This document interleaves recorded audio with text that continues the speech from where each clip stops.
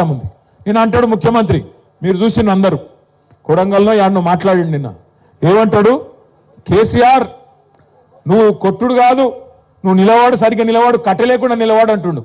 ఒక 71 ఏళ్ల పెద్ద మనిషిని పట్టుకొని సంస్కారం లేని ముఖ్యమంత్రి గారు ఏమంటున్నాడు, కట్ట పట్టుకొని నిలవాడు అంటుండు. నేను చెప్తున్నా ముఖ్యమంత్రికి, రేవంత్ రెడ్డి గారు నీకు సంస్కారం లేకపోవచ్చు, కానీ ఒక్కటి గుర్తుపెట్టుకో, కేసీఆర్ ఆయన నిలబడు కాదు, 4 కోట్ల తెలంగాణ ప్రజల ఆత్మగౌరవాన్ని నిలబెట్టిన వాడు కేసీఆర్. తెలంగాణ అనే రాష్ట్రాన్ని ఏర్పాటు చేసి దేశం ముందు సమున్నతంగా నిలబెట్టిన వాడు కేసీఆర్. అందుకే మా చెల్లె రజని ఒక మాట అన్నది నిన్న, నాకు బాగా నచ్చింది.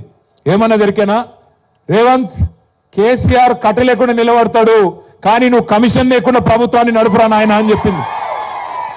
కమిషన్ తీసుకోకుండా ప్రభుత్వాన్ని నడుపు దమ్ముంటే ఆయన కట్ట లేకుండా కాదు మంచిగా నిలబడతాడు.